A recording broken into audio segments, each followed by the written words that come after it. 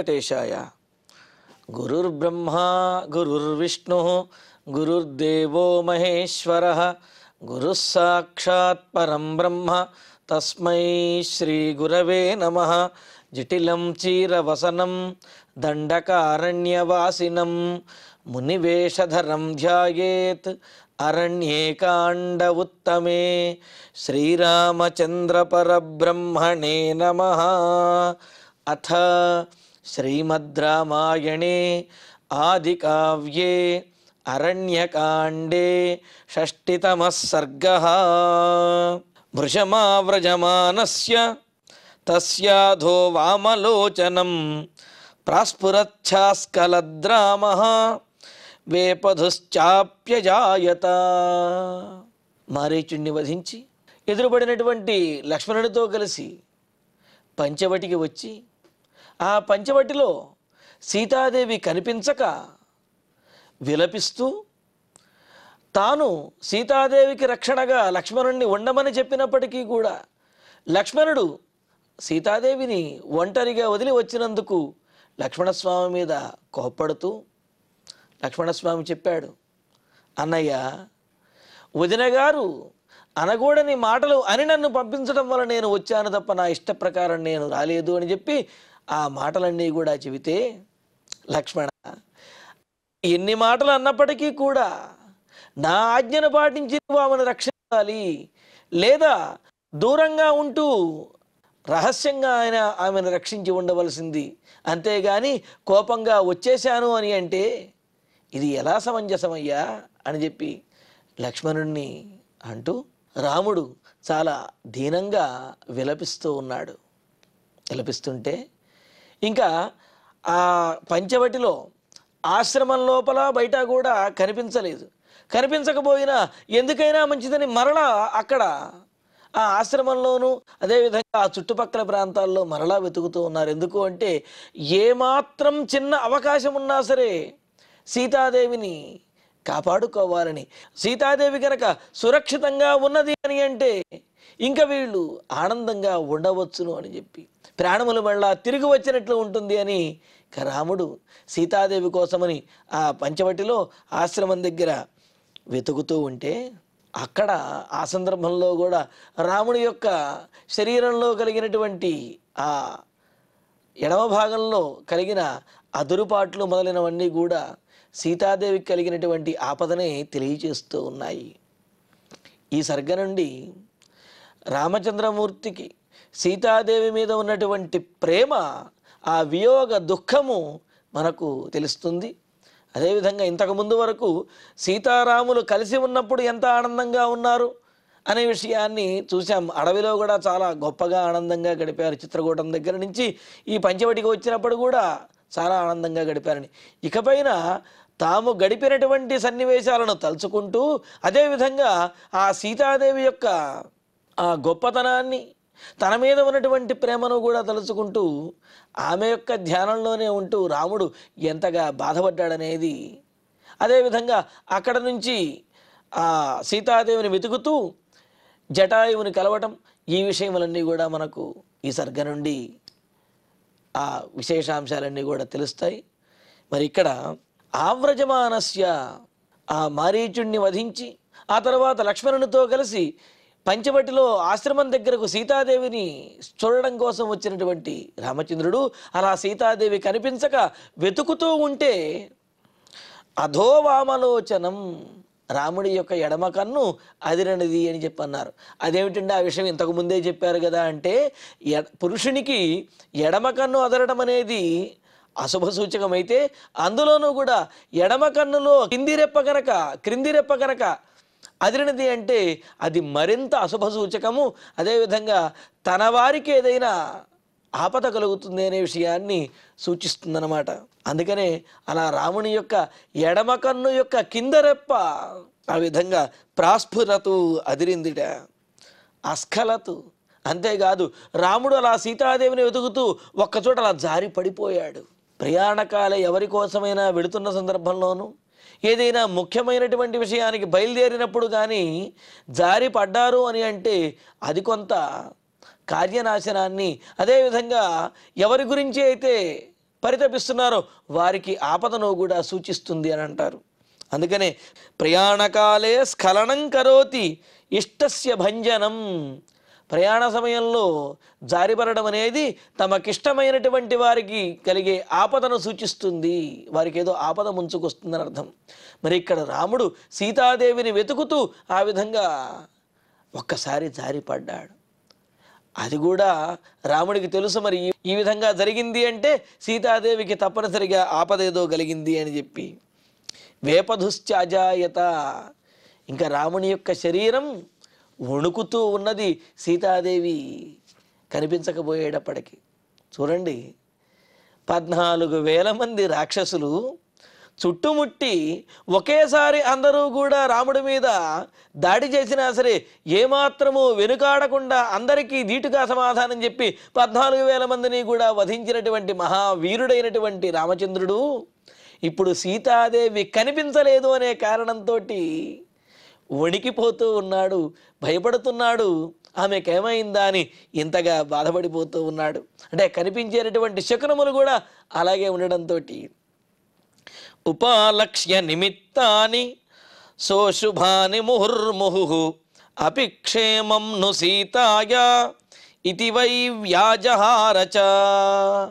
ఇంకా రామచంద్రుడు అశుభాని నిమిత్తాన్ని ముహుర్ముహు, తనకు కనిపిస్తున్నటువంటి అశుభకరమైనటువంటి అమంగళకరమైనటువంటి ఆ శకునములను నిమిత్తములను మరలా ఉపాలక్ష్య చూచి సీతాయా అపి క్షేమంను, సీతాదేవి క్షేమంగా ఉంటుందా, అసలు అటువంటి అవకాశం ఏమైనా ఉంటుందా, ఇది వ్యాజహార. ఈ విధంగా లక్ష్మణుడితోటి పైకి ఈ విధంగా అంటూ రాముడు సీతాదేవిని వెతుకుతూ బాధపడుతూ ఉన్నాడు. త్వరమాణో జగామాధ సీతాదర్శనలాలసః శూన్యమావసధం దృష్ట్వా బభూవోద్విగ్నమానసః. రామలక్ష్మణులిద్దరూ కూడా చాలా పరిగెడుతూ వచ్చారు ఆ ఆశ్రమం దగ్గరికి. అయితే ఆశ్రమం బయట కనిపించలేదు, ఆ లోపల కనిపించలేదు. అయినప్పటికీ ఏ పొరపాటును సరిగ్గా చూడలేదేమో అని అనిపించి రాముడు మరలా త్వరపడుతూ ఆ ఆశ్రమం లోపలకు వెళ్ళి ఆశ్రమంలో మళ్ళా చూచాడు. ఆవసధం శూన్యం దృష్ట్వా, ఆ ఆశ్రమం లోపల ఎవరూ లేకుండా శూన్యంగా ఉండేటప్పటికీ, సీతాదేవి లేకపోయేటప్పటికీ ఉద్విగ్నమానసః, ఇంకా మనసులో ఉన్నటువంటి ఆ శోకము పెళ్ళుబికి బయటకు వస్తూ ఉన్నది. ఆ శోకంతో ఉద్వేగంతో ఉన్నటువంటి వాడై మనసుతో ఎంతో తల్లడిల్లిపోతూ ఉన్నాడు రామచంద్రుడు. ఇంకా ఉద్భ్రమన్నివ వేగేన విక్షిపన్ రఘునందనః తత్ర తత్రోటజస్థానం అభివీక్ష్య సమంతతః. సరే, ఎందుకలాగా వెంటనే కీడు శంకించుకోవటం, ఎన్ని అపశకునములు కనిపించినప్పటికీ కూడా తాము చేయవలసినటువంటి ప్రయత్నాన్ని తాము ఆపకూడదు అనే ఉద్దేశంతో రాముడు ఆశతోటి, అంటే సీతాదేవి దగ్గరలోనే ఉందేమోనన్న ఆశతోటి రఘునందన, రఘువంశానికి ఆనందాన్ని కలగజేసే ఆ రామచంద్రుడు వేగేన ఉద్భ్రమన్నివా, వేగంగా పరిగెడుతూ ఉన్న ఒక చోట నుంచి మరొక చోటకి ఎగురుతున్నట్లుగా అక్కడికి వెళ్ళడం, అక్కడ కనిపించకపోతే వెంటనే ఎగిరి వెనక్కి వచ్చేసి మరొక చోట చూడటం, అక్కడ కనిపించకపోతే మరొక చోట, ఈ విధంగా ఉద్భ్రమన్నిమ ఎగురుతూ వెళుతున్నట్లుగా. తత్ర తత్ర ఉటజస్థానం, ఆ ఉటజము అంటే కుటీరము, ఆ కుటీర స్థానంలో అక్కడక్కడ కూడా కుటీరం చుట్టూ కూడా సమంతత అంతటా కూడా నలువైపులా అభివీక్ష్య వెతికాడు. వెతికి దదర్శ పర్ణశాలాం చ రహితాం శీతయా తదా శ్రియా విరహితాం ధ్వస్తాం హేమంతే పద్మినీమివా. ఇంకా పర్ణశాల చుట్టూ ఎంత చూచినా కనిపించలేదు, పర్ణశాల లోపల కూడా కనిపించలేదు.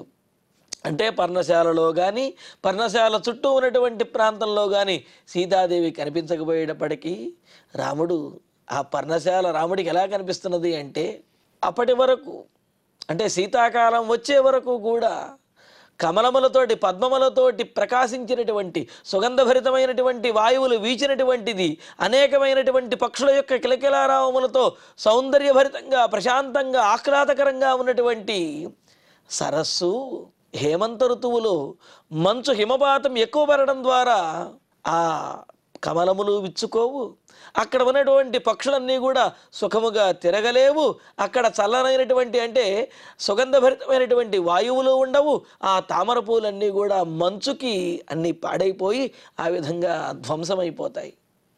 అలాగా సీతాదేవి ఉన్నప్పుడు ఆ పర్ణశాల, ఆ ఆశ్రమం ఎంతో దేదీప్యమానంగా వెలుగొందుతూ ఎంతో కళాకాంతులతోటి విరాజిల్లుతూ ఉండేది. అలాంటిది ఇప్పుడు సీతాదేవి లేకపోవటం వల్ల మంచుకి నశించిపోయినటువంటి సరస్సు ఏ విధంగా అయితే ఉందో, సీతాదేవి లేనటువంటి ఆ ఆశ్రమం పర్ణశాల అంత దారుణంగా ధ్వంసమైపోయినట్లుగా ఉన్నది అనుకుంటూ రాముడింకా బాధపడుతూ రుదంతమివ వృక్షైశ్చ మలాన పుష్పమృగద్విజం శ్రియావిహీనం విధ్వస్తం సంత్యక్తవనదేవతం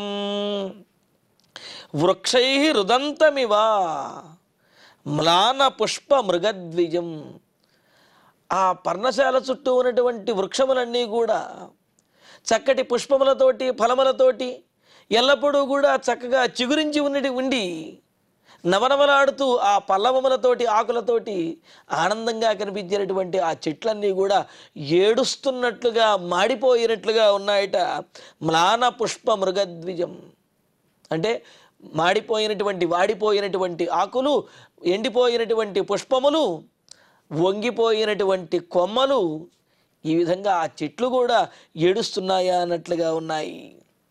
అంతేకాదు అక్కడ ఉన్నటువంటి ఆ చెట్ల మీద ఉన్నటువంటి పక్షులు కానీ, చెట్ల కిందకి తిరిగేటటువంటి జింకలు మొదలైనటువంటి జంతువులు, మృగములు కానీ ఇవేవి కూడా ఆనందంగా లేవు. అన్నీ కన్నీరు మున్నీరుగా విలపిస్తున్నట్లుగా ఉన్నాయి, శోక సముద్రంలో మునిగిపోయినట్లుగా ఉన్నాయి, కొంత మౌనంగా ఉన్నాయి. అంటే ఏదో జరగకూడనిది జరిగింది అనే విషయాన్ని ఆ పక్షులు, అలాగే మృగములు, ఆ చెట్లు ఇవన్నీ కూడా సూచిస్తున్నట్లుగా రామచంద్రమూర్తికి కనిపిస్తున్నది. శ్రియావిహీనం విధ్వస్తం సంత్యక్త వనదేవతం. ఏమాత్రము కళాకాంతులు లేకుండా వనదేవతలు కూడా ఆ ప్రాంతాన్ని విడిచి వెళ్ళిపోయినట్లుగా కనిపిస్తున్నది. అంతే కదా, రావణాసురుడు సీతాదేవిని అపహరించి తీసుకుపోతూ ఉంటే వనదేవతలు ఆ ఘోరమైనటువంటి దృశ్యాన్ని చూసి భయపడినటువంటి వారై అక్కడ నుంచి వనదేవతలందరూ కూడా పారిపోయారని చెప్పుకున్నాం కదా. మరి ఇక్కడ వనదేవతలు ఎవరు కూడా కనిపించడం లేదు. అలాగా వనదేవతలందరూ కూడా వెళ్ళిపోగా ఇంకా విప్రకీర్ణ జినకుశం అని అంటూ విప్రకీర్ణాజినకుశం విప్రవిద్ధ బ్రసీకటం దృష్ట్వా శూన్యం నిజస్థానం విలలాప పునః పునః. విప్రకీర్ణాజినకుశం. మరి సీతాదేవి సన్యాసి వేషంలో వచ్చినటువంటి రావణాసురుడికి ఉపచారములు చేయటం కోసము అని చెప్పి కావలసినటువంటి జలమును, అలాగే ఆ దర్భలు మొదలైనటువంటి వాటిని ఇచ్చింది. దర్భాసనాన్ని కూడా అక్కడ ఉంచింది. ఉంచేటప్పటికి విప్రకీర్ణాజనకుశం అంటే రావణాసురుడికి ఇవ్వడం ద్వారా ఆ దర్భాసనములు ప్రతిరోజు కూడా ఎక్కడ ఉంటాయో ఆ పర్ణశాలలో, ఆ ఆశ్రమంలో అక్కడ లేకుండా ఒక ప్రత్యేకమైనటువంటి స్థలంలో కనిపిస్తూ ఉన్నాయి. అంటే ఉండవలసినటువంటి స్థానములో అక్కడ ఆశ్రమంలో ఉండేటటువంటి ఆ దర్భలు, అదేవిధంగా ఆసనములు ఇవి కూడా లేవు. విప్రబద్ధ బ్రసీకటం. అంతేకాదు రాముడు సీతాదేవిని ఆ పట్టు వినేటప్పుడు ఆమె చేసినటువంటి పెనుగులాట వల్ల అక్కడ ఉన్నటువంటి దర్భలు, అదేవిధంగా ఆసనములు, మునులు కూర్చున్నటువంటి ఆసనములు ఇవన్నీ కూడా చెల్లాచెదురుగా అటు ఇటు పడిపోయాయి అన్నమాట. అలాగా ఆ అటు ఇటు చెల్లాచెదురుగా పడి ఉన్నటువంటి ఆసనములు, ఇలాగా దర్భలు చెల్లాచెదురుగా పడి ఉన్నాయి, ఆసనములు చెల్లాచెదురుగా పడి ఉన్నాయి. ఇలాగా అతిథి సత్కారానికి ఉపయుక్తమైనటువంటి సంభారములు ఏవైతే ఉన్నాయో ఆ పుష్పములు కానీ, లేకపోతే ఆ పాత్రలు కానీ ఇవన్నీ కూడా చెల్లాచెదురుగా పడి ఉన్నాయి. ఎందుకని? ఆ సీతాదేవిని రావణాసురుడు పట్టుకున్నప్పుడు ఆమె చేసినటువంటి పెనుగులాటలో ఇవన్నీ కూడా చెల్లాచెదురుగా పడ్డాయన్నమాట. అలా చెల్లాచెదురుగా పడి ఉన్నటువంటి ఆ పాత్రలు, ఆ దర్భలు, ఆ ఆసనములు వాటిని చూస్తూ శూన్యం. సీతాదేవి మాత్రం అక్కడ లేకపోయేటప్పటికీ నిజస్థానం దృష్ట్వా, తాము నివసించినటువంటి ఆ ఆశ్రమాన్ని, కుటీరాన్ని చూచి పునఃపునః విలలాప, మరలా మరలా రాముడు విలపిస్తూ ఉన్నాడు. ఎందుకు అంటే ఒక్కొక్క వస్తువుని, ఆ పాత్రను, ఆ దర్భను, వీటిని చూసినప్పుడు ఒక్కొక్క రకమైన ఆలోచన వస్తుంది. ఏం జరిగిందో, ఎంతటి ఆపద జరిగిందో, ఈ విధంగా ఉన్నది అంటే ఏదో జరిగే ఉంటుంది అని మరి భయం కలుగుతుంది కదా. అలాగా ఆ ఆశ్రమాన్ని, సీతాదేవి లేకపోవటం, అలా శూన్యంగా ఉన్నటువంటి ఆశ్రమాన్ని చూస్తూ రాముడు మరలా మరలా విలపిస్తూ ఉన్నాడు. హృతామృతా వా నష్టా వా భక్షితా వా భవిష్యతి నిలీనాప్యథవా భీరుః అథవా వనమాశ్రిత. లక్ష్మణ, ఎంత పని జరిగిందయ్యా అని ఆ ఆశ్రమాన్ని చూస్తూ సీతాదేవి లేక విలపిస్తూ, సీతాదేవి హృతావా, ఎవరి చేతైనా అపహరించబడి ఉంటుందా? మృతావా, లేకపోతే ఎవరైనా ఈమెను వధించడం ద్వారా మరణించి ఉంటుందా? నష్టావా, లేకపోతే తనంతట తానుగా ఎక్కడికైనా వెళ్ళాలి అని అనుకుని దారి తప్పిపోయి ఈ ఆశ్రమానికి రాకుండా మరి ఎక్కడికైనా వెళ్ళిపోయిందా తెలియక దారి తప్పిపోవడం వల్ల? లేకపోతే నిలీనావా, మనం ఇంతసేపు ఆలస్యంగా వచ్చాం కావున మన మీద కోపంతో మనల్ని ఉడికించాలని, లేకపోతే మనల్ని భయపెట్టాలని చెప్పి సీతాదేవి మనతో ఆడుకుంటున్నట్లుగా కనిపించకుండా దాక్కుని ఉండి మనల్ని ఈ విధంగా ఆడిస్తున్నదా? పోనీ అలాగ దాక్కుని ఉండి మనల్ని ఆడించి మనం బాధపడ్డా ప్రయోజనం లేదు, ఆ తర్వాత సీతాదేవి కనిపిస్తే అదే ఆనందము అని అనుకుంటున్నారు. అంటే ఎన్ని రకాలైనటువంటి ఆలోచనలు రామచంద్రమూర్తి మదిలో మెదులుతూ ఉన్నాయో, ఎంతగా రాముడు సీతాదేవి గురించి పరితపిస్తున్నాడో తెలుస్తున్నదన్నమాట. అథవా భీరుః వనమాగత, లేకపోతే భయంతో ఒంటరిగా ఈ ఆశ్రమంలో ఉండలేనటువంటి సీతాదేవి మనలను వెతుక్కుంటూ ఈ అరణ్యంలోకే వచ్చేసి ఉంటుందా అని అంటున్నాడు. చూడండి ఎన్ని రకాల ఆలోచనల్లో. ఎవరైనా అపహరించారా, లేకపోతే మరణించిందా, లేకపోతే ఏదైనా పుష్పముల కోసమో ఫలముల కోసమో అడవిలోకి వెళ్ళి దారి తప్పి ఇక్కడి నుంచి దూరంగా వెళ్ళిపోయిందా, లేకపోతే మనల్ని భయపెట్టడం కోసం దాక్కుని ఉండి మనల్ని ఆడిస్తున్నదా, లేదా మనం దూరంగా వెళ్ళడంతో ఎక్కువసేపు ఈ ఆశ్రమంలో ఒంటరిగా ఉండలేక భయపడినటువంటిదై ఈ ఆశ్రమం నుండి మనలను వెతుక్కుంటూ ఈ అడవిలోకి వచ్చేసిందా? ఏది ఏమైనప్పటికీ ఇక్కడ మాత్రం సీతాదేవి కనిపించటం లేదే, అయ్యో అని బాధపడుతూ, గతా విచేతుం పుష్పాణి ఫలాన్యపి చ వా పునః అథవా పద్మినీం యాత జలార్ధం వా నదీం గతా. లేకపోతే పుష్పాణి విచేతుం, పూలు కోసుకోవడానికి మన ఆశ్రమానికి దూరంగా ఉన్నటువంటి ప్రాంతానికి ఎక్కడికైనా వెళ్ళిందా? అపివా పునః ఫలాని విచేతుం, లేకపోతే పూజకు కావలసినటువంటి ఫలములు, వీటిని ఆహారానికి కావలసిన ఫలాల కోసమని చెప్పి ఏదైనా గొప్ప పండును చూచి దానికోసమని చెప్పి, ఆ పళ్ళ కోసమని చెప్పి దూరంగా వెళ్ళిందా? లేకపోతే పద్మినీం, పద్మములతో కూడినటువంటి సరస్సుకి స్నానమాడటానికి, లేకపోతే జలమును తీసుకురావటానికి సీతాదేవి వెళ్ళి ఉండవచ్చునా? లేకపోతే స్నానం చేయడానికి పుణ్యనదికి, గోదావరి నదికి వెళ్ళి ఉంటుందేమో అని చెప్పి సీతాదేవి ఎక్కడికి వెళ్ళి ఉండవచ్చు అనే విషయం గురించి కూడా అనేక రకాలుగా అనేక స్థలములను ఆలోచిస్తూ రాముడు బాధపడుతూ ఉన్నాడు. యత్నాన్మృగయమాణస్తు నాససాదవనే ప్రియాం శోకరక్తే క్షణశోకాత్ ఉన్మత్త ఇవ లక్ష్యతే. యత్నాత్ మృగయమాణ, ప్రయత్నపూర్వకంగా, అంటే తనకు కలుగుతున్నటువంటి శోకానికి, ఆ బాధకు ఒక చోట నుండి కనీసం కదిలే ఓపిక కూడా రాముడికి లేదు. అంత దారుణమైనటువంటి బాధపడుతూ ఉన్నాడు. అయినప్పటికీ కూడా ఇంకా ఒంట్లో ఆ శక్తిని కూడదీసుకుని సీతాదేవి లభించడానికి, సీతాదేవిని చూడటానికి ఏ పాటి చిన్న అవకాశాన్ని కూడా విడవకూడదు అనుకున్నటువంటి వాడై సీతాదేవి కోసమని అంతగా వెతుకుతున్నటువంటి వాడైన రామచంద్రుడు వనే ప్రియాం నాససాద, ఆ వనంలో తాను అనుకున్నటువంటి అన్ని ప్రదేశాల్లో కూడా గోదావరి తీరంలోనూ పుష్పవృక్షముల దగ్గర, ఫలవృక్షముల దగ్గర, పద్మ సరస్సుల వద్ద, విహరించేటటువంటి ప్రదేశముల వద్ద అన్ని ప్రదేశములలోనూ కూడా వెతికినప్పటికీ కూడా సీతాదేవిని పొందలేకపోయింటే సీతాదేవి కనిపించలేదు.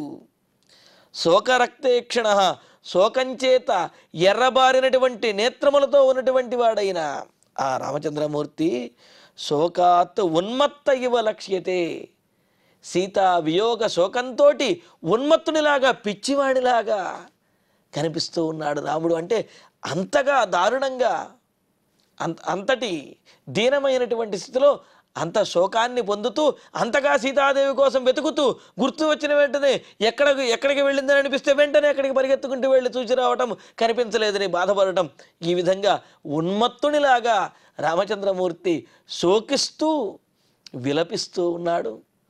మరి రాముడు అవతార పురుషుడైనటువంటి ధీరోదాత్తుడైనటువంటి రామచంద్రమూర్తికి ఇంతటి శోకం తగున? అసలు ఇంతగా శోకించడానికి కారణం ఏమిటి అంటే, ఎవరికైనా సరే తాము చేసినటువంటి పొరపాట్ల వల్ల తాము పొందినటువంటి శాపములు ఏవైతే ఉంటాయో ఆ శాపములు ఎంతటి వారికైనా సరే అనుభవించక తప్పదు. అది అవతార పురుషుడైనా సాక్షాత్తు పరమాత్మ అయినా సరే.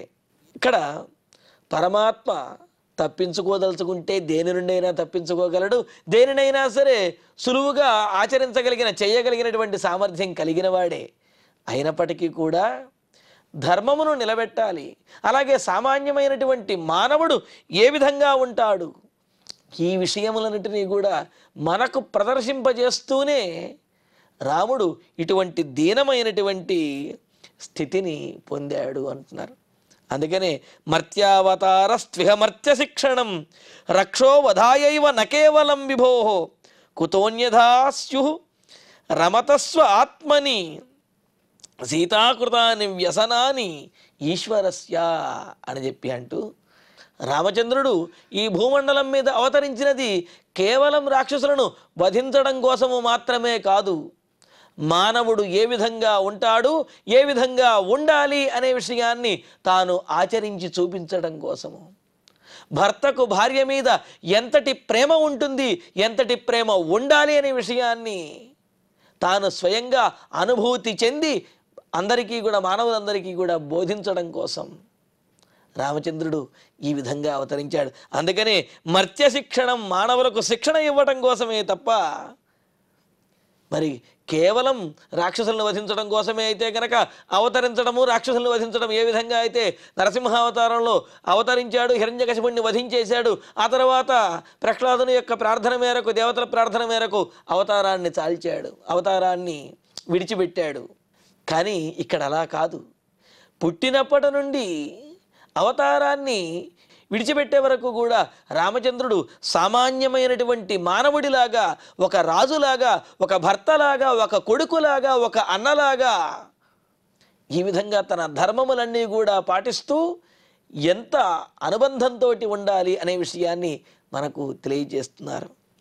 లేకపోతే కుతోన్యథా స్యుః రమతస్వ ఆత్మని, తనలోనే తాను ఈ విశ్వం మొత్తాన్ని కూడా భరిస్తూ ఆనందిస్తూ ఉండేటటువంటి ఆ పరమాత్మకు సీతా వియోగ దుఃఖంతో ఈ విధంగా శోకించవలసినటువంటి స్థితి ఎందుకు వచ్చింది అంటే, ఈ విధంగా రామచంద్రుడు మానవులకు శిక్షణ ఇవ్వటం కోసమే ఈ విధంగా ఆచరించాడనేది తెలుస్తున్నది.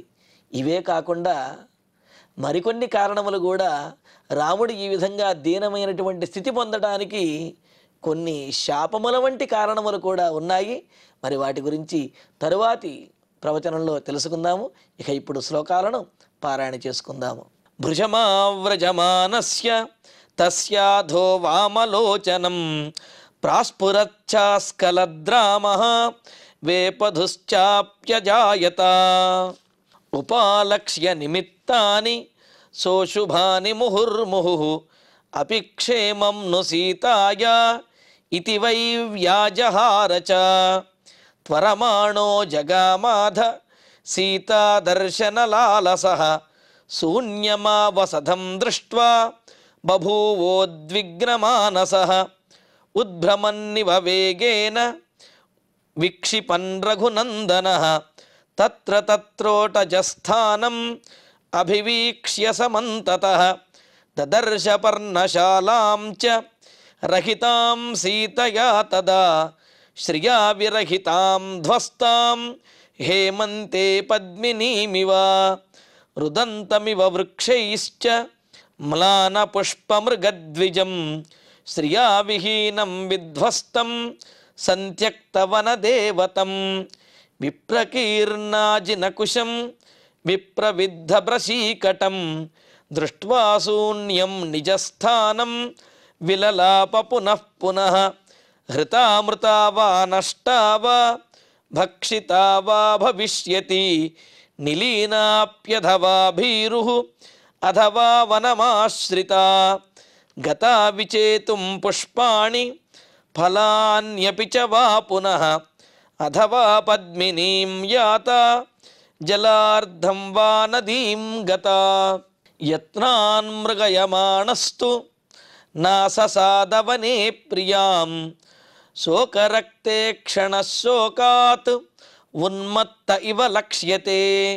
ఇత్యార్షే శ్రీమద్ రామాయణే ఆదికావ్యే అరణ్యకాండే షష్ఠితమే సర్గే 10 శ్లోకాః.